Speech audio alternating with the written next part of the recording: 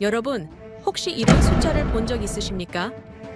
세계 군사력 순위 탑10, 방산 수출 세계 8위, 조선 기술력 세계 1위권, 그리고 지난 10년간 국방 기술 성장률 역대급 폭등. 그런데 말입니다. 이 상식적으로는 절대로 한 나라에 동시에 존재할 수 없는 숫자들이 기괴할 정도로 한 지점에 몰려 있는 나라가 전 세계에 딱 한 곳뿐이라는 사실 혹시 알고 계시나요? 그리고 그 순간 트럼프 정부가 발칵 뒤집어졌습니다. 백악관 브리핑룸에서는 기자들이 서로 눈빛을 주고받으며 도대체 그런 나라가 어떻게 가능하냐는 표정을 지었죠. 왜냐고요? 미국이 70년 동안 단 두 나라에게만 허용했던 군사 핵심 기술, 그 기술의 세 번째 주인이 전혀 예상하지 못한 국가로 공식 확정되었기 때문입니다.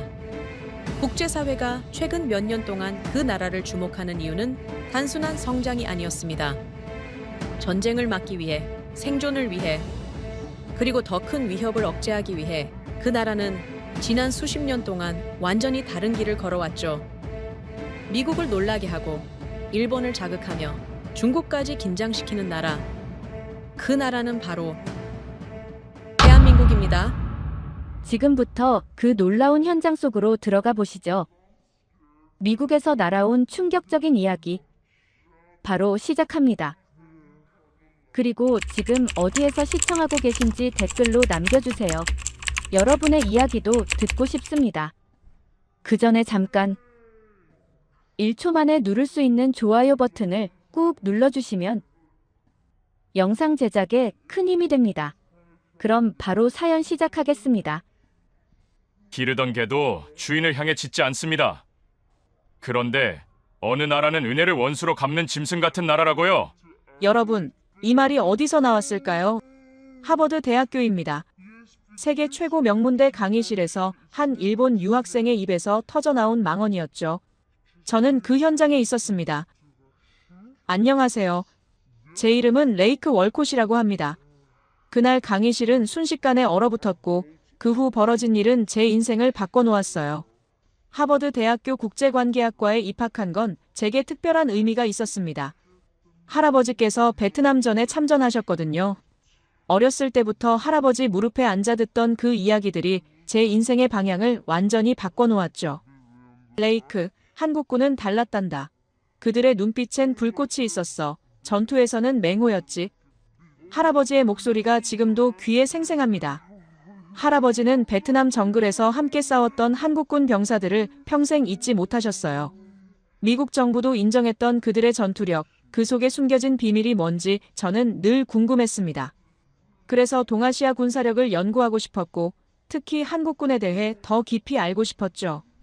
그날은 리처드 밀러 교수님의 수업이 있는 날이었습니다. 오후 2시, 저는 평소처럼 강의실에 들어섰어요. 칠판에는 이미 제목이 쓰여 있었습니다. 동아시아 군사력 비교 분석, 한국과 일본 사례 연구라고요. 제 심장이 뛰기 시작했습니다. 할아버지께서 들려주신 이야기 속 한국군이 오늘날 어떤 모습으로 발전했을지 무척 궁금했거든요.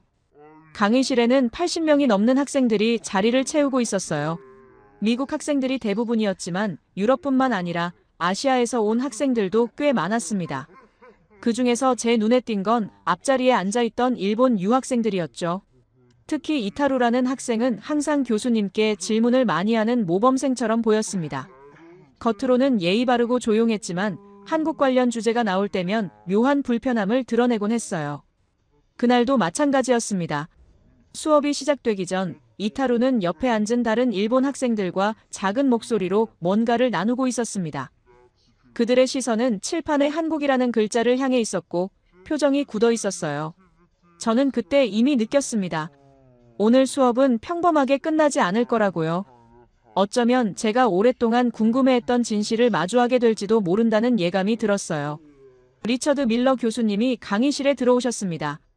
오랜 경력 동안 군사 전략과 동북아 지정학을 연구해 오신 세계적인 전문가셨어요. 교수님은 조용하지만 단호한 목소리로 말씀하셨습니다. 오늘은 세계 군사력 순위에서 주목할 만한 변화를 보인 한국과 일본의 사례를 살펴보겠습니다.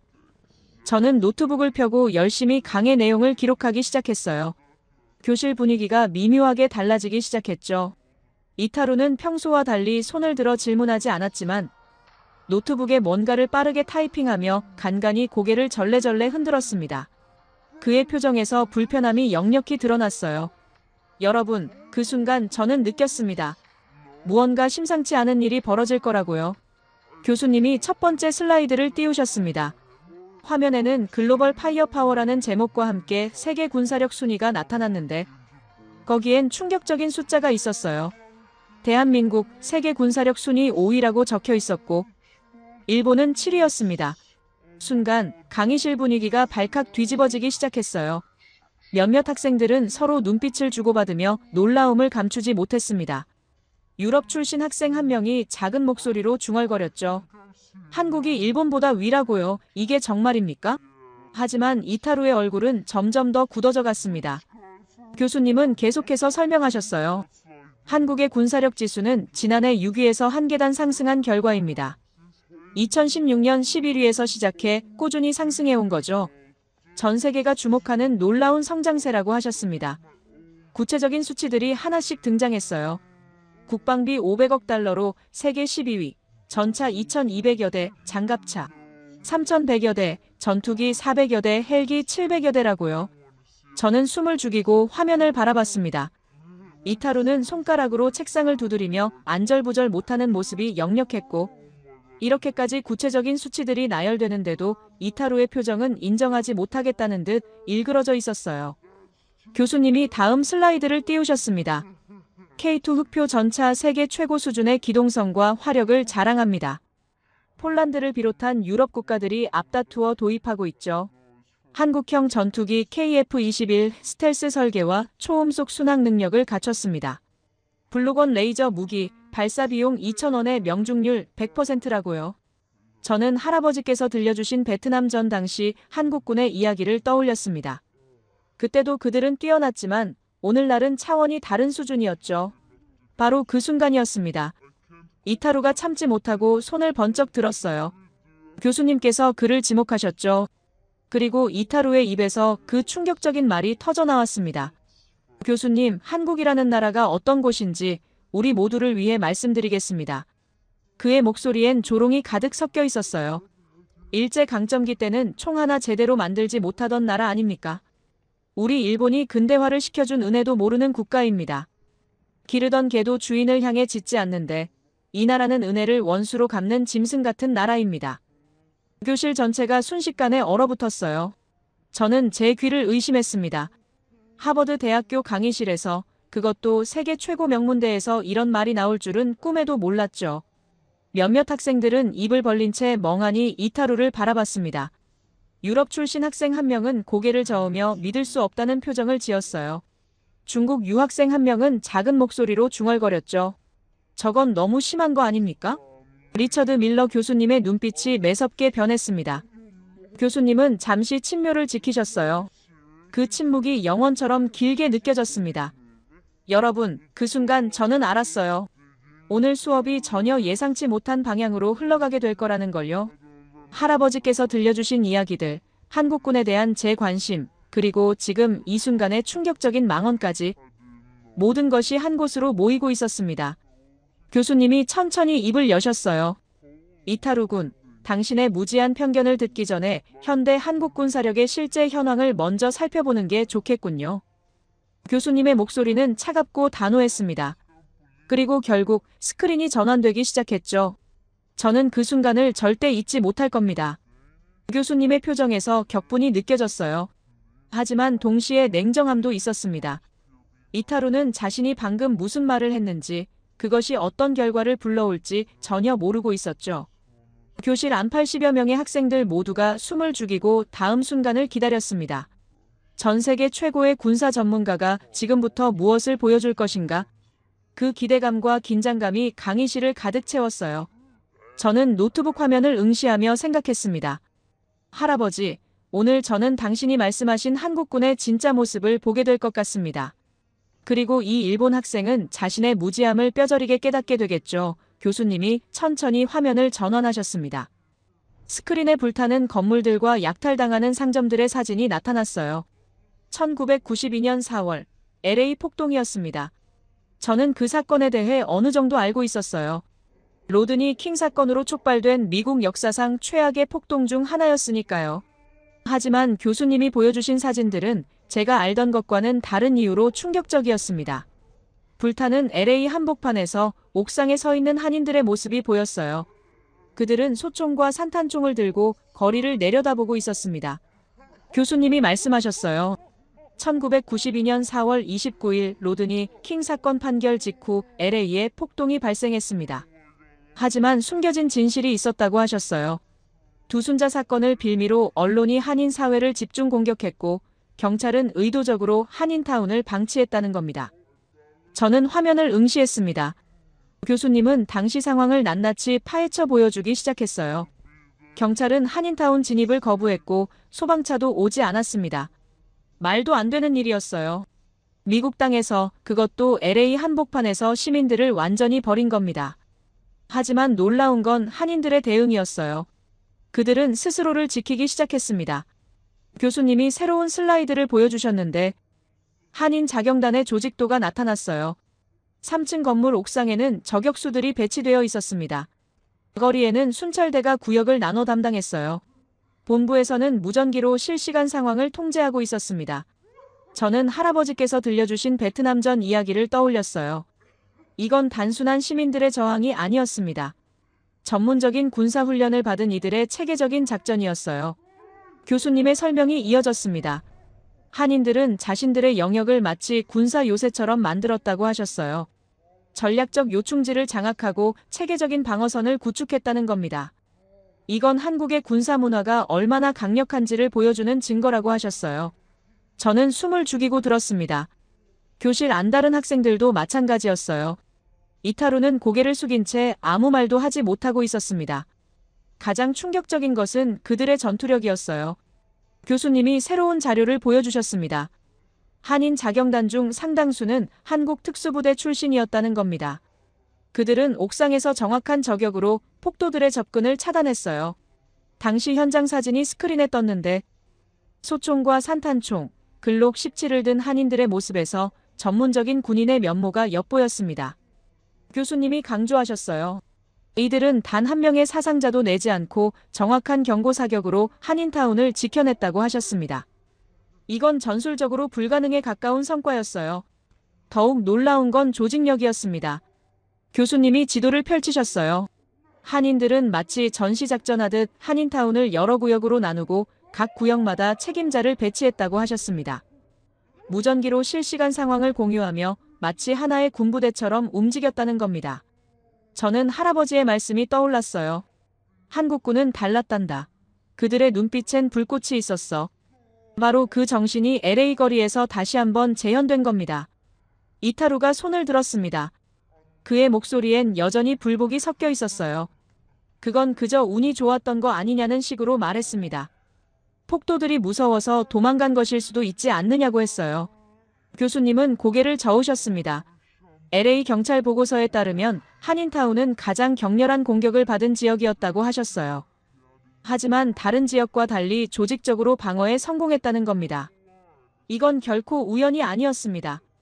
실제로 한인 자경단의 대응은 이후 LA 경찰의 시가전 매뉴얼에 포함될 정도였어요. 교수님의 말씀에 교실이 훌쩍이었습니다. 군인 정신과 전술이 몸에 배어있는 한국인들의 진면목을 보여준 사건이라고 하셨어요. 저는 할아버지의 이야기가 떠올랐습니다. 베트남전에서 보여준 한국군의 모습이 LA 거리에서 다시 한번 재현된 거였어요. 교수님이 말씀을 이어가셨습니다. 세계를 이끄는 인류 국가들조차 이런 조직력을 갖춘 시민 방어는 본 적이 없다고 하셨어요. 자본국이라 불리는 미국에서조차 경찰이 방치한 상황에서 이토록 체계적인 방어를 성공시킨 사례는 한인 사회가 유일했다는 겁니다. 주변국들이 한국을 어떻게 봐야 하는지 보여주는 결정적 증거라고 하셨어요. 저는 가슴이 뜨거워지는 걸 느꼈습니다. 이타루의 얼굴은 점점 더 창백해졌어요. 교수님이 마지막 슬라이드를 보여주셨습니다. 당시 한인 자경단을 이끌었던 리차드 김이라는 분의 사진이었어요. 그분은 한국 공수특전단 출신이었다고 하셨습니다. 그는 LA 폭동 당시 한인타운 방어작전을 총괄 지휘했다고 했어요. 군 복무 시절 배운 전술을 그대로 적용했고 결과는 완벽한 성공이었다는 겁니다. 교수님의 목소리에 무게가 실렸습니다. 이것이 바로 한국인의 DNA입니다. 70년간 전쟁을 준비해온 민족의 본능이라고 하셨어요. 평범한 시민이 순식간에 조직화된 군대로 변신하는 나라. 그게 바로 대한민국이라고 했습니다. 저는 노트에 적으며 생각했어요. 할아버지께서 평생 말씀하신 그 불꽃이 무엇인지 이제 조금씩 이해가 되기 시작했습니다. 이타루는 더 이상 반박하지 못했어요. 교실 앞 모든 학생들이 숨죽인 채 화면을 응시했습니다. 유럽 출신 학생 한 명이 작은 목소리로 중얼거렸어요. 이게 정말 가능한 일입니까? 교수님은 고개를 끄덕이셨습니다. 가능한 게 아니라 실제로 일어난 일이라고, 그리고 이건 시작에 불과하다고 하셨어요. 한국군의 진짜 모습은 이제부터 보여드리겠다고 했습니다. 저는 다음 슬라이드를 기다리며 심장이 뛰는 걸 느꼈어요. 할아버지, 오늘 저는 당신이 말씀하신 그 불꽃의 정체를 똑똑히 보게 될 것 같습니다. 교수님이 화면을 다시 전환하셨습니다. 스크린에 베트남 전쟁 당시 한국군 기록이 나타났어요. 맹호부대, 백마부대라는 이름이 선명하게 보였습니다. 저는 순간 가슴이 뛰기 시작했어요. 할아버지께서 평생 말씀하셨던 바로 그 부대들이었습니다. 교수님이 말씀하셨어요. LA 폭동에서 보여준 한인들의 조직력이 어디서 나온 것인지 이해하려면 한국군의 역사적으로 형성된 정신력을 알아야 한다고 하셨습니다. 1960년대 베트남 정글에서 한국군은 명백한 증거를 남겼어요. 맹호부대는 맹렬한 전투력으로, 백마부대는 철저한 방어 전술로 유명했습니다. 교수님이 구체적인 전투 기록을 보여주셨어요. 미군 장교들의 평가 보고서가 스크린에 떴습니다. 한국군과 함께라면 안심할 수 있다는 내용이었어요. 그들의 전투 기록은 상상을 초월하는 수준이었습니다. 저는 할아버지의 목소리가 떠올랐어요. 레이크, 한국은 분단 국가야. 그래서 그들은 달랐단다. 교수님의 설명이 이어졌습니다. 한국은 세계 유일의 분단 국가로서 70년 넘게 전쟁 준비를 해왔다고 하셨어요. 지정학적 리스크가 가장 높은 곳에서 매일같이 긴장 속에 살아온 민족이라는 겁니다. 이건 단순히 군대가 강하다는 차원을 넘어선 문제였어요. 국가 전체가 모든 남성이 군인 정신을 몸에 새기고 살아가는 나라였습니다. 교수님이 강조하셨어요. 냉전 붕괴로 전 세계가 군축에 나설 때도 한국만은 오히려 군사력을 강화했다고 하셨습니다. 이렇게 오랫동안 전쟁 준비에 매진한 나라는 미국과 한국뿐이라는 겁니다. 저는 메모하며 생각했어요. 이게 바로 LA 한인타운에서 목격된 그 조직력의 근원이었구나. 이타루는 여전히 고개를 숙인 채 아무 말도 하지 못하고 있었습니다. 교수님이 새로운 자료를 보여주셨어요. 한국 군대의 훈련 강도에 관한 비교 분석이었습니다. 오늘날 한국군의 훈련은 세계에서 가장 혹독한 수준이라고 하셨어요. 이스라엘과 더불어 실전 대비 훈련 강도가 최고 수준이라는 겁니다. 하지만 차이가 있었어요.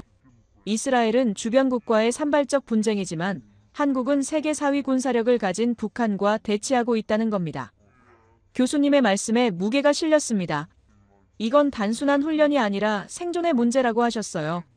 저는 화면을 응시했습니다. 교수님이 말씀을 이어가셨어요. 한국은 위기를 기회로 바꾸는데 천재적인 민족이라고 하셨습니다. 분단이라는 최악의 상황을 오히려 세계 최강의 군사력을 만드는 동력으로 삼았다는 겁니다. 이렇게 역설적인 발전을 이룬 나라는 역사적으로 유례가 없다고 하셨어요. 저는 할아버지의 말씀이 떠올랐습니다.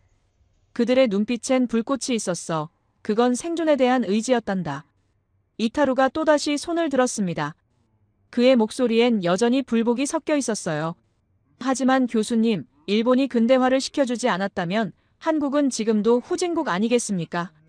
군사력도 결국 우리가 기초를 닦아준 거 아닙니까? 교실이 다시 한번 긴장했습니다. 교수님의 눈빛이 차갑게 변했어요. 교수님은 잠시 침묵하셨습니다. 그리고 천천히 입을 여셨어요. 이타루 군, 당신은 명백한 증거 앞에서도 편견을 버리지 못하는군요. 일본의 근대화라는 미명 아래 자행된 착취와 수탈을 미화하는 건 역사적 왜곡입니다.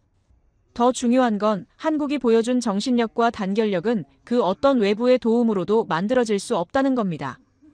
교수님의 목소리에 단호함이 실렸어요. 교수님이 새로운 슬라이드를 띄우셨습니다. 6.25 전쟁 당시 한국군의 기록이었어요. 열악한 장비, 부족한 물자 속에서도 끝까지 싸운 군인들의 사진이 나타났습니다. 교수님이 말씀하셨어요. 의들이 가진 건 총 한 자루와 의지뿐이었다고 하셨습니다. 하지만 그 의지가 나라를 지켰다는 겁니다. 저는 숨을 죽이고 들었어요. 베트남전에서도 마찬가지였습니다. 맹호 부대와 백마 부대는 미군조차 놀랄 만큼 뛰어난 전투력을 보여줬어요. 그들이 가진 건 최신 무기가 아니라 생존에 대한 의지였습니다. 교수님이 강조하셨어요. 이게 바로 한국군의 DNA라고, 장비가 아니라 정신이라고 하셨습니다. 오늘날 한국이 세계 5위 군사력을 가진 건 우연이 아니라는 겁니다. 70년간 분단이라는 지정학적 리스크 속에서 단련된 결과라고 하셨어요. 저는 할아버지의 이야기를 떠올렸습니다. 베트남 정글에서 할아버지가 목격한 한국군의 모습, 그 눈빛 속의 불꽃이 무엇이었는지 이제 이해가 됐어요. 그건 단순한 전투 의욕이 아니었습니다. 생존을 위해, 조국을 위해, 가족을 위해 싸우는 사람들의 의지였어요. 교수님이 말씀을 이어가셨습니다. 한국인의 단결력은 세계적으로 유명하다고 하셨어요. 위기가 닥치면 하나로 뭉치는 민족성. 이게 바로 한국의 힘이라는 겁니다. LA 폭동에서 본 그 조직력도, 베트남전에서 본 그 전투력도 모두 같은 뿌리에서 나온 거라고 하셨습니다. 이타루는 더 이상 아무 말도 하지 못했어요. 그의 얼굴은 창백했습니다. 교수님이 마지막으로 강조하셨어요. 한국을 이해하려면 숫자만 봐서는 안 된다고, 정신을 봐야 한다고 하셨습니다. 세계 5위 군사력이라는 숫자 뒤에는 70년간 쌓아온 의지와 단결력이 있다는 겁니다. 이게 바로 일본이, 그리고 주변국들이 절대 무시할 수 없는 이유라고 하셨어요. 저는 가슴이 뜨거워지는 걸 느꼈습니다. 교실 앞 모든 학생들이 숨죽인 채 화면을 응시했어요. 유럽 출신 학생 한 명이 고개를 끄덕이며 메모하고 있었습니다. 중국 유학생도 진지한 표정으로 듣고 있었어요. 교수님이 다음 슬라이드를 준비하셨습니다. 이제부터는 현대 한국군의 구체적인 전력을 보여드리겠다고 하셨어요. 저는 노트북을 응시하며 기다렸습니다. 할아버지, 오늘 저는 당신이 평생 말씀하신 그 불꽃의 정체를 완전히 이해하게 될 것 같습니다. 교수님이 다시 한번 스크린을 전환하셨습니다. 화면에는 K2 흑표 전차의 위용이 나타났어요. 매끈한 곡선형 디자인과 강력한 포신이 인상적이었습니다. 교수님이 말씀하셨어요. 한국은 이미 세계 최고 수준의 방산 기술을 보유하고 있다고 하셨습니다. K2 흑표 전차는 세계 최고의 기동성과 화력, 생존성을 자랑한다는 겁니다. 저는 숨을 죽이고 화면을 바라봤어요. 교수님의 설명이 이어졌습니다. 폴란드뿐만 아니라 루마니아, 에스토니아 등 나토 연합 국가들이 앞다투어 한국 무기를 도입하고 있다고 하셨어요. 특히 폴란드는 K2 전차를 1000대 넘게 주문했습니다. 이건 단순한 무기 구매가 아니라 의지의 표현이라고 하셨어요. 현실적으로 러시아와 대치하고 있는 유럽 국가들이 검증된 전투력을 원한다는 겁니다. 그리고 그 선택이 한국이었습니다. 저는 가슴이 뜨거워지는 걸 느꼈어요. 교수님이 새로운 슬라이드를 보여주셨습니다. KF-21 한국형 전투기가 화면에 떴어요. 스텔스 설계와 초음속 순항 능력을 갖춘 최신의 전투기였습니다. 교수님이 강조하셨어요. 이건 한국이 독자 개발한 전투기라고, 기술 이전이 아니라 순수 국산 기술이라고 하셨습니다. 결국 한국은 전투기 자체 개발 능력을 가진 전 세계 몇 안 되는 나라 중 하나가 된 겁니다. 이타루가 또다시 손을 들었습니다. 그의 목소리엔 여전히 불만이 섞여 있었어요. 교수님, 하지만 일본이 인구도 더 많고 경제 규모도 더 크지 않습니까? 군사력 순위 같은 건 결국 숫자, 노름 아니겠습니까? 실제 전쟁이 벌어지면 어떻게 될지 알 수 없는 거 아닙니까? 교실이 다시 한번 긴장했어요. 교수님은 이타루를 조용히 바라보셨습니다. 찬찬하게 그의 말을 다 들으신 후 차분한 목소리로 말씀하셨어요. 이타루 군, 좋은 지적입니다. 인구와 경제 규모를 말씀하셨는데 현실적으로 따져보죠. 교수님의 눈빛이 냉정하게 변했습니다. 일본이 한국보다 나은 건 솔직히 말해서 인구 규모뿐입니다. 그것도 고령화 사회로 접어든 인구라는 점을 간과하고 계시는군요. 교수님이 새로운 데이터를 보여주셨어요. 일본의 고령화 비율과 한국의 비교 그래프가 나타났습니다. 교수님이 설명하셨어요.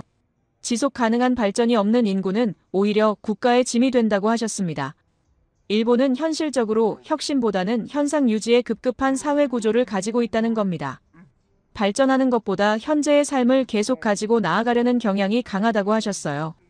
반면 한국은 끊임없이 변화하고 혁신하는 나라라고 하셨습니다. 세계의 흐름에 발맞추는 속도가 나토 연합국가들보다도 빠르다는 겁니다. 이게 바로 폴란드뿐만 아니라 여러 유럽 국가들이 한국 무기를 선택하는 이유라고 하셨어요. 교수님의 말씀에 무게가 실렸습니다. 군사력은 단순히 병력 숫자나 예산 규모만으로 결정되지 않는다고, 의지와 혁신 능력이 핵심이라고 하셨습니다. 이타루는 아무 말도 하지 못했어요. 그의 얼굴이 창백하게 변했습니다. 교수님이 말씀을 이어가셨어요. 더 깊이 파헤쳐 보겠습니다. 화면에 블록원 레이저 무기 시스템이 나타났습니다. 교수님이 설명하셨어요. 이건 한국이 개발한 차세대 대공 방어 시스템이라고 하셨습니다. 발사 비용이 단 2,000원이면서 명중률이 100%라는 겁니다. 교실이 술렁였어요. 한 유럽 학생이 작은 목소리로 물었습니다. 이미 실전 배치된 겁니까? 교수님은 고개를 끄덕이셨어요. 이미 한국군에 배치되어 운용 중이라고 하셨습니다. 이건 방산 기술 면에서 한국이 세계 최고 수준에 도달했다는 의지의 증거라고 하셨어요. 교수님이 더욱 놀라운 자료를 보여주셨습니다. 한국의 방산 수출 순위가 화면에 떴어요. 2021년 기준 세계 8위, 수출액 74억 달러였습니다. 이건 10년 전과 비교해 6배나 증가한 수치라고 하셨어요. 특히 곡사포 분야에서는 이미 세계 최고 수준의 위상을 확보했다고 했습니다. K9 자주포는 1,300문이 넘게 운용되고 있다는 겁니다. 교수님이 강조하셨어요. 한국 포병 여단 하나만으로도 유럽 선진국 전체의 화력을 압도한다고 하셨습니다. 저는 할아버지의 말씀이 떠올랐어요. 한국군은 달랐단다. 그들은 준비되어 있었어. 바로 그 준비가 오늘날 이런 결과를 만들어낸 겁니다. 이타루는 고개를 숙인 채 아무 말도 하지 못했어요. 교수님이 새로운 슬라이드를 띄우셨습니다. 현무 미사일 시리즈가 화면에 나타났어요. 교수님의 목소리가 더욱 단호해졌습니다. 현무 미사일 수천 발이 베이징과 도쿄를 사정권에 두고 있다고 하셨어요. 특히 현무호는 전략급 장거리 미사일로 한반도 전역은 물론 주변국 주요 도시를 타격할 수 있다는 겁니다. 이건 단순한 무기가 아니라 전략적 억제력이라고 하셨습니다.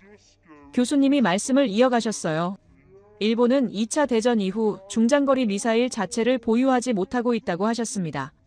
반면 한국은 2021년 미사일 사거리 제한이 완전히 해제된 후 급속도로 전략 무기를 개발하고 있다는 겁니다. 이게 바로 군사력 균형이 완전히 바뀐 이유라고 하셨어요. 현실적으로 한일 간 군사적 충돌이 발생한다면 한국이 압도적 우위에 있다는 게 전문가들의 공통된 평가라고 했습니다. 교수님이 더욱 파헤쳐 들어갔습니다. 핵잠수함 개발 계획이 화면에 나타났어요. 한국이 핵잠수함 보유를 추진하고 있다고 하셨습니다. 이게 실현되는 순간 일본 해군력은 완전히 무력화된다는 겁니다. 결국 동북아 해상 전력의 균형이 한국 쪽으로 완전히 기울게 된다고 하셨어요. 저는 숨을 죽이고 들었습니다. 교수님이 마지막으로 강조하셨어요. 한국은 단순히 무기를 사는 나라가 아니라 만들어서 파는 나라가 되었다고 하셨습니다. 폴란드뿐만 아니라 나토 연합국가들이 한국 무기를 선택하는 이유는 명확하다고 했어요. 검증된 성능, 합리적인 가격, 그리고 빠른 납기라고 하셨습니다. 이건 한국의 의지와 기술력이 만들어낸 결과라고 했어요. 교실 앞 모든 학생들이 화면을 응시했습니다. 이타루는 더 이상 반박하지 못했어요. 교수님이 다음 슬라이드를 준비하셨습니다. 이제부터는 더욱 충격적인 진실을 보여드리겠다고 하셨어요. 저는 노트북을 응시하며 기다렸습니다. 할아버지, 오늘 저는 당신이 말씀하신 한국의 진짜 모습을 똑똑히 보고 있습니다. 교수님이 잠시 숨을 고르셨습니다. 다음 슬라이드를 준비하시는 것 같았어요.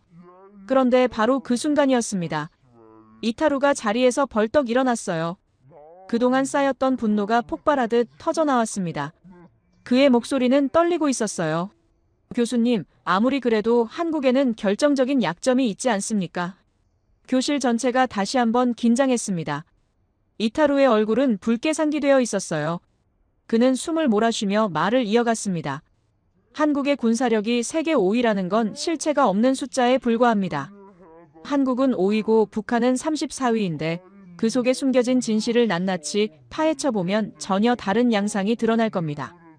저는 긴장한 채 그의 말을 들었어요. 이타루가 더욱 격앙된 목소리로 말했습니다. 핵무기 하나 만들지 못하는 나라가 무슨 군사 강국입니까? 진정한 군사력을 증명할 기회는 단 하나뿐입니다. 북한과의 전쟁에서 승리하는 것이죠. 하지만 그럴 능력도 없으면서 어떻게 일본보다 우위에 있다고 할 수 있습니까? 그의 목소리에는 세대를 걸쳐 내려온 뿌리 깊은 편견이 묻어났어요. 이타루는 멈추지 않았습니다. 한국은 예부터 빈민국이었습니다. 좁은 땅에 자원도 없고 인구도 적은 나라가 무슨 수로 첨단 무기를 만들겠습니까? 그저 주한 미군이 있어 겨우 버티는 것 아닙니까? 만약 한국이 일본을 공격한다면 북한이 즉시 개입할 것이고 한국은 핵 공격을 받아 지도에서 사라질 겁니다. 이것이 바로 현실입니다.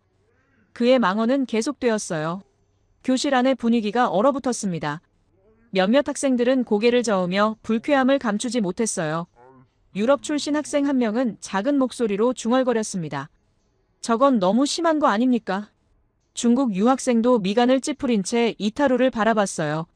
저는 가슴이 답답해지는 걸 느꼈습니다. 하지만 리처드 밀러 교수님은 침착하게 이타루를 바라보셨어요. 교수님은 그의 말이 완전히 끝날 때까지 기다리셨습니다. 그리고 천천히, 아주 천천히 입을 여셨어요. 이타루 군, 당신의 발언을 다 들었습니다. 교수님의 목소리는 차갑고 단호했습니다. 하지만 그 안에는 깊은 실망감도 섞여 있었어요. 교수님이 말씀하셨습니다. 편견은 무지에서 나온다는 걸 오늘 여러분께 보여드리게 되어 유감입니다. 교수님의 눈빛이 예리하게 변했어요. 역사와 데이터는 명확합니다. 객관적 사실 앞에서 주관적 편견은 아무런 의미가 없습니다. 흥미로운 건 지구상에서 유일하게 한국의 군사력을 과소평가하는 국가가 일본뿐이라는 사실입니다. 이건 편견이며 객관적 사실과는 거리가 먼 인식입니다. 교수님의 말씀에 무게가 실렸어요. 교수님이 새로운 슬라이드를 띄우셨습니다. 화면에 고대 역사 자료가 나타났어요. 이타루의 얼굴이 더욱 굳어졌습니다. 교수님이 말씀하셨어요. 역사를 보십시오. 한국을, 정확히는 한반도를 건드린 제국들이 어떤 운명을 맞이했는지 말입니다. 저는 숨을 죽이고 화면을 바라봤어요. 첫 번째 자료가 나타났습니다. 수나라의 고구려 침공 기록이었어요. 교수님이 설명하셨습니다. 서기 612년 수나라는 113만 대군으로 고구려를 쳤습니다. 당시 세계 최강의 제국이 총력을 기울인 전쟁이었어요. 결과는 어땠습니까? 수나라는 참패했고 이 전쟁으로 인한 국력 소진으로 왕조가 멸망했습니다. 교실이 술렁였어요. 교수님이 다음 슬라이드를 보여주셨습니다. 당태종의 기록이 나타났어요.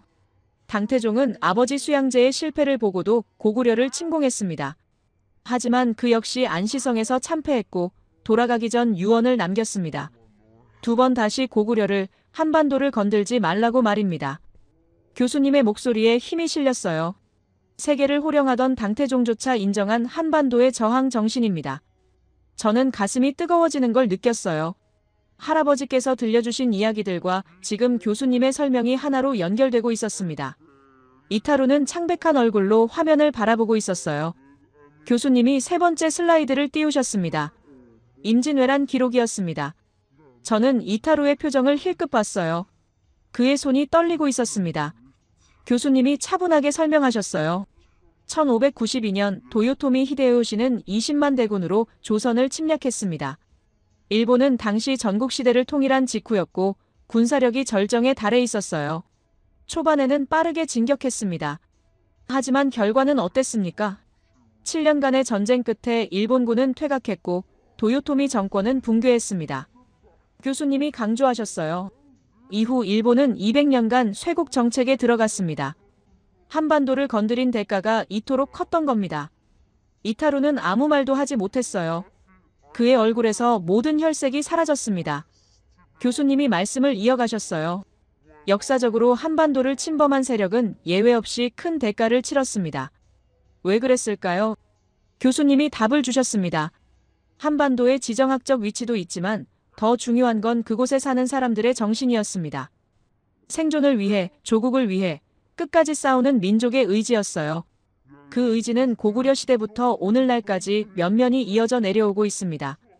LA 폭동에서 본 한인들의 조직력도, 베트남전에서 본 한국군의 전투력도 모두 같은 뿌리에서 나온 겁니다. 저는 할아버지의 말씀이 떠올랐어요. 교수님이 현대자료로 넘어가셨습니다. 한일 무력 충돌 시뮬레이션 결과가 화면에 나타났어요. 교수님이 설명하셨습니다. 한국과 일본의 무력 충돌 시 한국 육군의 70% 이상이 일본 본토 상륙이 가능합니다. 이건 과학적 분석의 결과입니다. 일본의 해군력은 미 해군의 지원에 의존적인 반면 한국 해군은 독자적 전투력을 보유하고 있어요. 교수님의 설명이 계속되었습니다. 2차 대전 이후 일본은 중장거리 미사일 자체를 보유하지 못했지만 한국은 이미 일본 전역을 타격할 수 있는 능력을 갖추고 있습니다. 세계 최고 성능의 어뢰 기술, 태평양 훈련에서의 100% 명중률, 이지스함으로 미 항공모함 모의 격침 성공 사례까지. 이것이 바로 한국 해군의 실체입니다. 저는 숨을 죽이고 들었어요.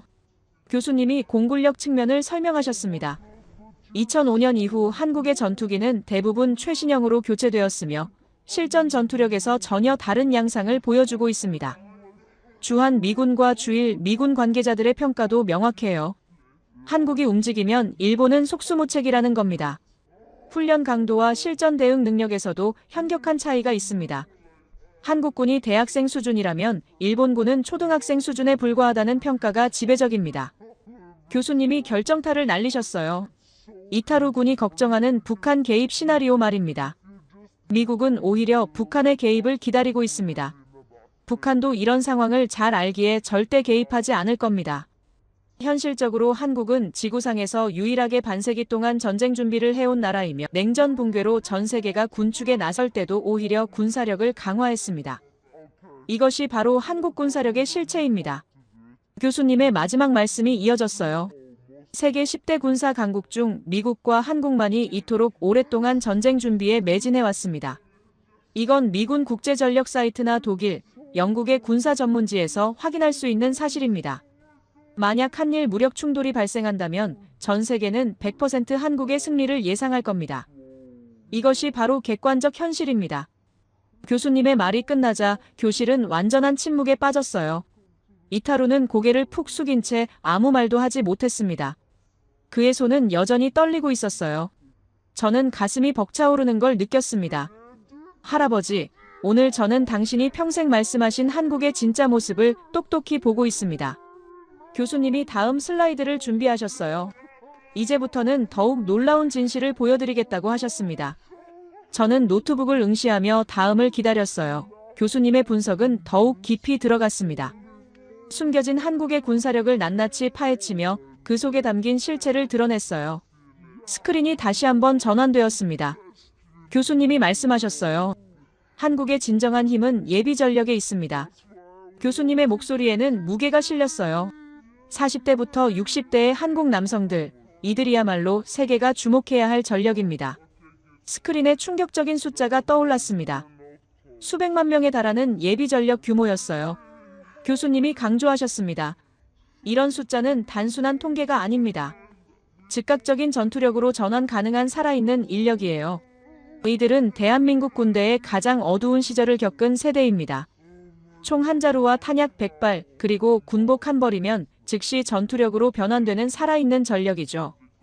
더욱 충격적인 것은 그들의 내면에 숨겨진 뜨거운 응집력이었습니다. 교수님이 설명하셨어요. 이 세대의 가슴 속에는 말로 표현할 수 없는 깊은 의미가 새겨져 있습니다. 그들은 절대로 일본을 곱게 보지 않아요. 그들의 머리와 가슴에는 아직도 그 모든 기억이 생생하게 살아있기 때문이죠. 세대를 넘어 전해진 그 깊은 한과 분노는 결코 사그라들지 않았습니다. 다만 너무나 당연한 것이기에, 너무나 깊은 것이기에 굳이 입 밖으로 꺼내지 않을 뿐이었어요. 그들의 가슴 속에는 언제나 뜨거운 불씨가 살아 숨쉬고 있었습니다. 교수님의 목소리가 더욱 단호해졌어요. 만약 그 운명의 순간이 온다면 100년의 세월 동안 쌓인 한과 분노를 폭발시킬 준비가 되어 있는 사람들입니다. 그들은 언제든 인간 사신으로 변할 수 있죠. 저는 할아버지의 말씀이 떠올랐습니다. 한국군의 눈빛엔 불꽃이 있었어. 그게 바로 이거였구나. 이타루는 점점 더 깊이 주저앉았어요. 자신이 얼마나 무지한 발언을 했는지 깨달은 듯 했습니다. 교수님은 마지막 일격을 날렸어요.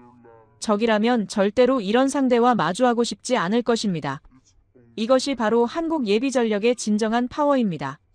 확실하게 말씀드리자면 만약 서울 한복판의 번화가에서 주특기에 맞는 인력을 모은다면 단 하루 만에 여단급 전력을 구성할 수 있으며 즉시 작전 투입이 가능한 수준으로 준비될 겁니다. 교실이 다시 한번 술렁였어요. 교수님이 구체적으로 설명하셨습니다. 이들은 탱크와 자주포를 운용하고 전투기를 조종하며 잠수함을 지휘할 수 있습니다. 도시 전투에서는 최고의 저격수로, 산악 지형에서는 최정예 특수부대로 변신이 가능한 존재들이죠. 이렇게 다양한 전투 능력을 평생 유지하는 예비군은 세계 어디에도 없다고 하셨어요. 저는 숨을 죽이고 들었습니다. 교수님이 말씀을 이어가셨어요. 놀라운 것은 이 엄청난 전력이 평범한 일상 속에 숨어 있다는 사실입니다. 지금도 여러분 주변에 평범해 보이는 아저씨들, 그들의 가슴 속에는 언제든 폭발할 수 있는 전쟁의 불씨가 잠들어 있어요. 이것이 바로 한국이 가진 최후의 카드이며 세계 어느 나라도 가질 수 없는 오직 한국만이 보유한 숨겨진 비밀병기라고 할 수 있습니다. 교실 앞 모든 학생들이 완전히 몰입했어요. 교수님의 목소리가 한층 진중해졌습니다.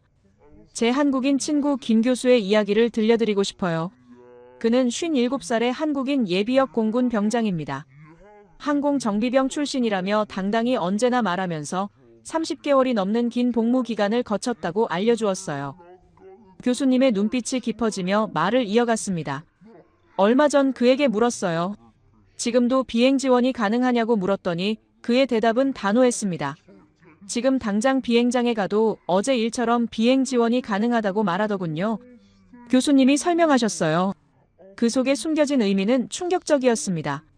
전시의 군용 비행장은 적의 최우선 타격 목표가 되기에 이런 예비 전력의 즉각적인 투입은 전쟁의 승패를 가르는 결정적 요소가 된다며 답해 주었어요. 미국도 예비군 시스템이 있지만 한국처럼 이렇게 즉각적인 전투 투입이 가능한 수준은 아니라고 하셨습니다. 교수님이 또 다른 대화를 알려주셨어요. 그에게 전쟁이 나면 어떻게 하겠느냐고 물었을 때의 답변이 저를 충격에 빠뜨렸습니다. 당연히 참전하겠다는 것이었죠. 나이 때문에 받아주지 않을 것을 알면서도 그의 마음은 이미 전장에 투입되어 있는 병사처럼 말입니다. 저는 가슴이 뜨거워지는 걸 느꼈어요. 이런 마음가짐을 가진 예비군이 수백만 명이라는 겁니다. 교수님이 강조하셨습니다. 이것이 바로 한국 예비 전력의 진정한 본질이에요. 숫자나 통계로는 결코 설명할 수 없는 가슴속 깊은 곳에서 끓어오르는 열정과 의지, 그야말로 뜨거운 피와 같은 것이죠. 김 교수는 전역한 지 20년이 넘었지만 복무 시절 총기 번호가 아직도 선명하다고 했습니다. 군사훈련이 몸과 마음에 깊이 새겨져 결코 지워지지 않는다고 했어요. 저는 그 말을 듣고 깊은 인상을 받았습니다. 교수님이 말씀하셨어요. 한국 군대가 단순히 전투력을 키우는 것에 그치지 않고 훈련이 삶과 연결되어 평생 지속되는 영향력을 미친다는 점에 대해 큰 경의를 표하게 되었습니다. 미국 군대도 훈련에 대한 자부심이 크지만 단 한 번의 군 복무가 평생의 전투력으로 이어진다는 한국군의 정신력은 역대급으로 다른 차원의 강력한 이미지로 다가왔어요. 한국의 군사훈련이 얼마나 체계적이고 엄격한지, 그리고 그 훈련이 단지 군 복무 중에만 그치는 것이 아니라 그 사람의 평생에 걸쳐 영향을 미친다는 점에서 깊은 인식을 가지게 되었습니다. 교수님의 이야기가 깊어질수록 이타루의 얼굴에서 모든 혈색이 사라지고 있었어요. 한국의 군사력을 얕잡아 보았던 자신의 오만이 얼마나 큰 실수였는지 깨달은 듯 했습니다. 교실 안의 모든 학생들도 이제는 전혀 다른 시각으로 한국의 군사력을 바라보기 시작했어요. 저는 할아버지의 말씀이 떠올랐습니다. 평범해 보이는 아저씨들, 그들의 가슴 속 불꽃이 바로 이거였구나. 교수님이 한일 군사력의 균형 변화를 파헤치기 시작했습니다. 과거의 한국 육군과 일본 해군의 견제 구도는 이제 전혀 다른 양상으로 변모했어요. 가장 충격적인 전환점은 미사일 사거리 제한 해제였습니다. 현무5와 같은 전략급 장거리 미사일의 개발로 한국은 일본 전역을 타격할 수 있는 능력을 갖추게 되었어요. 그 속에 숨겨진 전략적 함의는 실로 엄청났습니다. 교수님이 설명하셨어요. 2021년 이후 한일 간 군사력 균형은 완전히 새로운 국면을 맞이했습니다. 한국의 첨단 무기 체계 개발과 방산 수출 성과는 세계를 놀라게 했고 그 상승 곡선은 지금도 계속되고 있어요.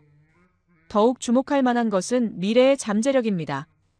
한반도 통일이라는 시나리오까지 고려한다면 한국의 군사력은 상상을 초월하는 수준이 될 거예요. 확실하게 말씀드리자면 현재의 군사력과 경제력에 북한의 핵과 미사일까지 더해진다면 한민족의 잠재력이 완전히 깨어나는 순간이 될 것입니다. 교수님이 강조하셨습니다. 이렇게 강력한 예비 전력을 보유한 나라는 지구상에 한국밖에 없습니다. 일본은 자위대 경험자들이 있지만 한국처럼 즉각 전투 투입이 가능한 수준이 아니에요. 중국도 인구는 많지만 이토록 체계적인 예비군 시스템은 없습니다. 미국조차도 한국의 예비군 시스템을 부러워한다고 하셨어요. 이것이 바로 역대급 군사 전력의 비밀입니다. 저는 노트에 적으며 생각했어요. 할아버지께서 평생 말씀하신 그 불꽃, 그 눈빛의 정체가 이제 완전히 이해됐습니다. 평범한 아저씨들의 가슴 속에 살아 숨쉬는 불씨. 그게 바로 한국의 진짜 힘이었어요. 교수님이 다음 슬라이드를 준비하셨습니다. 이제부터는 동북아 국제 정세의 변화를 보여드리겠다고 하셨어요. 저는 숨을 죽이고 다음을 기다렸습니다. 분위기가 달라지기 시작했습니다. 지금까지는 과거와 현재의 군사력을 다뤘다면 이제부터는 미래의 이야기였어요. 스크린이 전환되며 새로운 제목이 나타났습니다. 동북아 국제 정세의 대전환, 그리고 한국의 새로운 위치라는 글자가 떠올랐어요. 저는 자세를 고쳐 앉으며 집중했습니다. 리처드 밀러 교수님의 표정이 한층 더 진지해졌어요. 2021년 이후 동북아에는 역사적인 변화가 일어났습니다. 그 중심에 한국이 있었어요. 화면에 미사일 사거리 제한 해제 관련 자료가 나타났습니다. 이건 단순한 기술적 제약 해제가 아니었어요.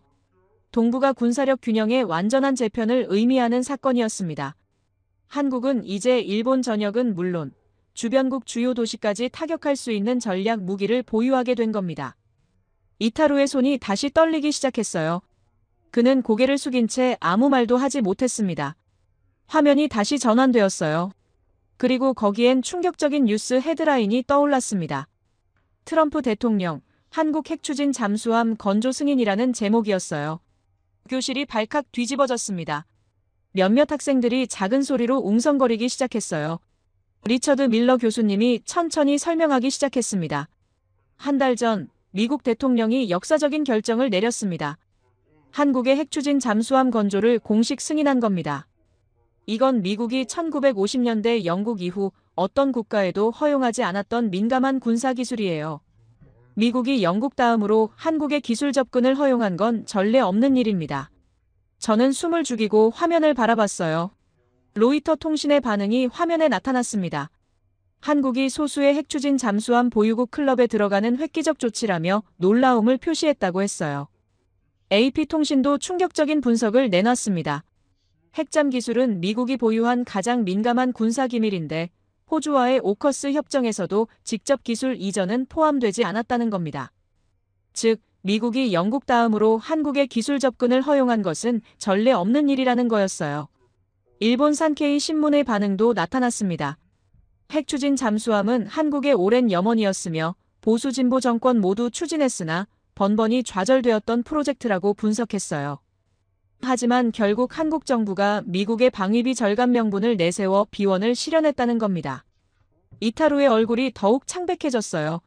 산케이 신문은 동시에 경고도 했습니다. 한국의 핵잠 보유는 중국을 자극할 가능성이 높다고 말이죠. 설명이 계속되었습니다. 트럼프 대통령의 발표 시점은 시진핑 중국 국가주석과의 미중 정상회담을 불과 몇 시간 앞둔 시점이었어요. 이건 우연이 아니었습니다. AP통신은 핵추진 잠수함이 한국뿐 아니라 미국에도 중대한 안보 변수로 작용할 무기 체계라며 중국은 이미 핵잠 보유국이고 북한도 지난 석 달 전 자체 핵추진 잠수함 건조를 선언했다고 보도했습니다. 현실적으로 동북아의 군사적 긴장이 최고조에 달한 시점이었어요. 화면에 새로운 분석이 나타났습니다. 38로스의 제니 타운 국장 인터뷰였어요. 러시아가 북한의 핵잠 기술 확보를 지원했다는 의혹이 제기된 이후 미국이 한국과의 협력 강화를 통해 동북아 핵 균형을 재조정하려는 의도가 반영된 것이라는 분석이었습니다. 결국 이번 승인은 한미기술 동맹의 강화이자 중국 견제용 전략적 카드로 읽힌다는 겁니다. 저는 할아버지의 말씀이 떠올랐어요. 한국은 언제나 위기를 기회로 바꾸는 나라였습니다. 리처드 밀러 교수님이 더욱 깊이 파헤쳐 들어갔습니다. 핵잠수함 건조 결정은 단순한 안보 조치가 아니라고 하셨어요. 미국 조선산업과 한국 방위산업의 동반 부흥을 겨냥한 산업 정책적 의미도 지닌다는 겁니다. 트럼프 대통령은 한국의 잠수함은 필라델피아 조선소에서 건조될 것이라고 명시하며 미국 내 일자리 창출 효과를 강조했어요. 이건 단순한 무기 거래가 아니었습니다. 세계를 이끄는 두 나라의 전략적 동맹이었어요. 설명이 이어졌습니다. 한국은 세계 최고 수준의 조선 기술력을 바탕으로 핵추진 기술 이전을 통해 민수군수 이중 분야의 전략적 자립 기반을 확보하게 된다는 겁니다. 한화오션의 장영실함 진수로 입증된 기술적 신뢰도는 향후 한미 합작형 핵잠 프로그램의 기술 기반이 될 가능성이 크다고 하셨어요. 저는 가슴이 뜨거워지는 걸 느꼈습니다. 할아버지께서 말씀하신 한국의 잠재력이 이렇게 폭발하는 순간을 목격하고 있었어요. 화면에 새로운 분석 자료가 나타났습니다. 이번 결정은 외교 안보 산업이 결합된 복합적 동맹 강화 사건이라는 설명이었어요. 트럼프는 한국을 단순한 군사 파트너가 아니라 핵잠수함 기술을 공유할 수 있는 신뢰 국가로 격상시켰습니다. 이건 바이든 행정부 시절 오커스 체제의 한계를 보완하며 한미 군사 동맹에서 한미 기술 동맹 그리고 한미 산업 동맹으로의 진화를 상징한다는 겁니다. 교실 앞 모든 학생들이 화면에 집중했어요. 이타루는 완전히 주저앉아 있었습니다. 그의 얼굴에서 모든 혈색이 사라졌어요. 리처드 밀러 교수님이 말씀하셨습니다. 이렇게 핵잠수함이 실현되는 순간 일본 해군력은 완전히 무력화됩니다. 동북아 해상 전력의 균형이 한국 쪽으로 완전히 기울게 되는 겁니다. 확실하게 말씀드리자면 이건 단순한 무기체계 하나의 문제가 아니에요. 동북아 전체의 군사력 판도가 바뀌는 사건입니다. 화면이 다시 전환되었습니다. 다카이치 총리 관련 뉴스가 나타났어요. 일본 다카이치 총리가 대만은 일본과 유사하다는 발언을 했다는 내용이었습니다. 이 발언 직후 중국의 반응이 화면에 떠올랐어요. 중국은 무력 행사 기미가 보이면 강력하게 대응하겠다는 경고를 보냈습니다. 일본 경제는 이미 타격을 받기 시작했어요. GDP의 0.27%에서 0.3% 정도의 마이너스가 예상된다는 분석이 나왔습니다. 리처드 밀러 교수님이 설명하셨어요. 현실적으로 일본은 지금 매우 어려운 상황에 처해 있습니다. 고령화 사회로 접어든 데다가 중국과의 긴장까지 고조되고 있어요. 반면 한국은 핵잠수함 승인으로 전략적 우위를 확실하게 확보했습니다. 동북아에서 국제정치의 큰 판이 바뀌고 있다는 겁니다. 한국의 군사적 능력이 강화됨에 따라 일본의 입지가 약화될 수밖에 없는 구조라고 하셨어요. 화면에 종합 분석이 나타났습니다. 핵추진 잠수함은 군사적 자주권의 상징이지만 동시에 지정학적 충돌의 불씨가 될 수도 있다는 내용이었어요. 결국 이번 사건은 힘의 균형 속에서 기술 주권을 얻으려는 한국의 외교적 성공이자 트럼프식 거래 외교의 대표적 장면으로 기록될 것이라는 분석이었습니다. 저는 숨을 죽이고 들었어요. 이렇게 짧은 시간에 동북아의 판도가 완전히 바뀌고 있다는 게 믿기지 않았습니다. 리처드 밀러 교수님이 마지막 강조를 하셨습니다. 한국이 핵잠수함을 보유하게 되면 어떤 영향이 있을까요? 일본의 전력보다 압도적으로 능가할 가능성이 높아지며 일본의 해상 패권이 끝날 수 있습니다. 이건 단순한 예측이 아니라 군사 전문가들의 공통된 분석이에요. 미영 빼고는 세계 최초로 미국이 핵잠 기술을 공유한 나라가 한국입니다. 이게 무슨 의미인지 아시겠습니까? 교실이 완전한 침묵에 빠졌습니다. 이타루는 고개를 들지도 못했어요. 다른 학생들은 서로 눈빛을 주고받으며 놀라움을 감추지 못했습니다. 유럽 출신 학생 한 명이 작은 목소리로 물었어요. 이렇게까지 빠르게 변할 수 있는 겁니까? 교수님은 고개를 끄덕이셨습니다. 확실하게 말씀드리자면 이미 변화는 시작되었습니다. 화면에 마지막 슬라이드가 떠올랐습니다. 미래의 한국 군사력 예측이라는 제목이었어요. 현재의 군사력과 경제력에 북한의 핵과 미사일까지 통합된다면 통일 한국의 잠재력은 상상을 초월하는 수준이 될 것이라는 내용이었습니다. 핵잠수함까지 보유한 통일 한국은 동북아의 완전히 새로운 강자로 부상하게 된다는 분석이었어요. 리처드 밀러 교수님이 말씀하셨습니다. 오늘날 우리가 목격하고 있는 건 단순한 군사력 변화가 아닙니다. 동북아 전체의 역사적 전환점입니다. 한국은 더 이상 주변국의 눈치를 보는 나라가 아니에요. 스스로의 힘으로, 스스로의 기술로 세계를 놀라게 하는 나라가 되었습니다. 이것이 바로 객관적 현실입니다. 교실 앞 모든 학생들이 화면을 응시했습니다. 이타루는 더 이상 어떤 반박도 하지 못했어요. 그의 모든 편견이 팩트 앞에서 산산조각 난 순간이었습니다. 저는 노트에 적으며 생각했어요. 할아버지, 오늘 저는 당신이 말씀하신 한국의 진짜 모습을 완전히 이해하게 되었습니다. 교수님이 다음을 준비하셨습니다. 이제 마지막입니다. 오늘 수업의 결론을 말씀드리겠습니다. 저는 숨을 죽이고 마지막을 기다렸어요.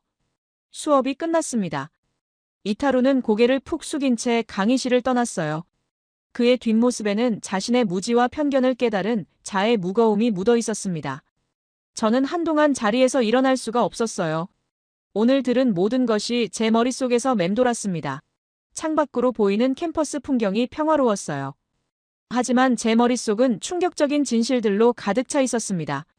LA 폭동에서 본 한인들의 조직력, 베트남전에서의 한국군, 오늘날의 세계 5위 군사력, 그리고 핵잠수함 승인까지 모든 것이 하나로 연결되고 있었어요. 리처드 밀러 교수님의 마지막 말씀이 떠올랐습니다. 한국을 이해하려면 숫자만 봐서는 안 된다고, 정신을 봐야 한다고 하셨어요. 세계 5위 군사력이라는 숫자 뒤에는 70년간 쌓아온 의지와 단결력이 있다는 겁니다. 분단 국가로서의 지정학적 리스크를, 오히려 위기를 기회로 바꾼 민족이라고 하셨죠. 저는 노트를 펼쳐 오늘 배운 것들을 정리하기 시작했어요. 가장 먼저 떠오른 건 평범한 아저씨들의 이야기였습니다. 40대부터 60대까지의 한국 남성들, 그들의 가슴 속에 숨어있는 불씨. 총 한 자루만 주어지면 즉시 전투력으로 변환되는 살아있는 전력. 서울 한복판 번화가에서 하루 만에 여단급 전력을 구성할 수 있다는 충격적인 사실. 이런 예비 전력을 보유한 나라는 전 세계에서 한국밖에 없다고 하셨어요. 김 교수님의 이야기도 잊을 수 없었습니다. 57살의 예비역 공군 병장, 지금도 비행장에 가면 어제 일처럼 비행 지원이 가능하다고 했던 그분. 전역한 지 20년이 넘었지만 복무 시절 총기 번호가 아직도 선명하다는 말씀. 이렇게 훈련이 평생의 전투력으로 이어지는 나라는 세계 어디에도 없다는 교수님의 설명. 저는 할아버지의 베트남전 이야기가 떠올랐어요. 바로 그 정신이었구나. 그 눈빛 속 불꽃이. 역사적 사례들도 생생했습니다. 수나라 113만 대군을 물리치고 왕조를 멸망시킨 고구려. 당태종에게 2번 다시 반도를 건들지 말라는 유언을 남기게 한 안시성 전투. 임진왜란 후 도요토미 정권을 붕괴시키고 일본을 200년 쇄국으로 몰아넣은 조선. 역사적으로 한반도를 침범한 세력은 예외 없이 큰 대가를 치렀다는 명백한 증거들. 오늘날 한국의 힘은 바로 거기서 나온 거였어요. 그리고 충격적인 현대 군사력의 실체도 있었습니다. K2 흑표 전차를 폴란드뿐만 아니라 나토 연합국가들이 앞다투어 도입하는 이유. 방산 수출 세계 8위, 10년간 6배 증가한 수출액. K9 자주포 1300문으로 유럽 선진국 전체 화력을 압도하는 포병 전력. 블록원 레이저 무기의 발사 비용 2,000원의 명중률 100%라는 역대급 성능. 이미 한국은 세계를 이끄는 군사 강국이 되어 있었습니다. 가장 충격적이었던 건 핵잠수함 승인 소식이었어요. 미영 빼고는 세계 최초로 미국이 핵잠 기술을 공유한 나라가 한국이라는 사실. 로이터 통신이 한국이 소수의 핵추진 잠수함 보유국 클럽에 들어가는 획기적 조치라며 놀라움을 표시했다는 것. AP통신도 핵잠 기술은 미국이 보유한 가장 민감한 군사비밀인데 호주의 오커스 협정에서도 직접 기술 이전은 포함되지 않았다고 했죠. 결국 한국은 미국 정부로부터 완전한 신뢰를 받는 나라가 된 겁니다. 저는 창밖을 바라보며 생각했습니다. 전 세계가 지금 목격하고 있는 건 단순한 군사력 변화가 아니에요. 동북아의 역사적 전환점이었습니다. 한국은 더 이상 주변국의 눈치를 보는 나라가 아니라 누구도 넘볼 수 없는 강국이 되었어요. 아시아의 중심이 이동하고 있다는 리처드 밀러 교수님의 말씀이 떠올랐습니다. 한국이 바로 그 새로운 중심축이 되고 있다는 거였죠. 하지만 저는 한 가지를 깨달았어요. 전쟁은 결코 일어나서는 안 된다는 것. 만약 그런 일이 벌어진다면 전 세계는 한국인들의 진정한 모습에 경악할 것입니다. 평범해 보이는 아저씨들이 얼마나 무서운 전사로 변모할 수 있는지 세상은 그때서야 알게 될 테니까요. 하지만 저는 그보다는 평화로운 통일을 통하여 한민족의 잠재력이 꽃피는 날이 오기를 간절히 바랍니다. 통일 한국을 상상해 보았습니다. 현재의 군사력과 경제력에 북한의 핵과 미사일까지 더해진다면 핵잠수함까지 보유한 통일 한국은 아시아에서 완전히 새로운 강자로 부상하게 될 거예요. 이렇게 강력한 잠재력을 가진 민족이 평화롭게 통일된다면 그건 전 세계 모두를 위해 더 나은 미래가 될 것입니다. 전쟁이 아니라 평화로, 분열이 아니라 통일로. 저는 노트를 덮으며 할아버지께 마음속으로 말씀드렸습니다. 할아버지, 오늘 저는 당신이 평생 말씀하신 한국의 진짜 모습을 똑똑히 보았습니다. 베트남 정글에서 당신이 목격한 그 눈빛 속 불꽃이 무엇이었는지 이제 완전히 이해했어요. 그건 단순한 전투 의욕이 아니라 생존을 위해, 조국을 위해, 가족을 위해 싸우는 사람들의 의지였습니다. 그 의지는 고구려 시대부터 오늘날까지 면면이 이어져 내려오고 있었어요. 오늘날 국제사회가 한국을 다시 보게 된 변화는 우연이 아니었습니다. 70년간 분단이라는 지정학적 리스크 속에서 단련된 결과였어요.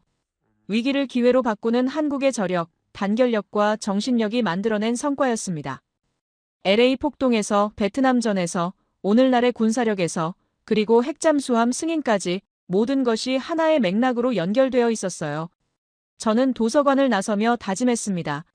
한국에 대해 더 깊이 공부하겠다고. 할아버지께서 물려주신 그 관심을, 오늘 배운 충격적인 진실들을 전 세계에 알리겠다고. 편견이 아닌 팩트로, 무지가 아닌 지식으로 한국이라는 나라를 모두를 위해 제대로 이해하고 전하겠다고 말이죠. 오늘날 아시아에서, 아니 전 세계에서 한국의 위상은 완전히 달라졌습니다.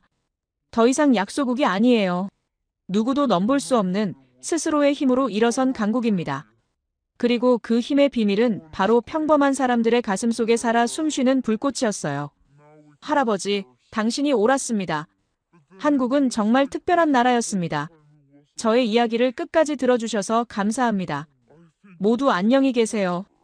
오늘의 사연 어떻게 들으셨나요? 누군가의 강의실에서 벌어진 작은 사건 같았지만 시간을 들여 곱씹어보면 그 안에는 꽤 많은 층위가 숨어 있는 것 같습니다.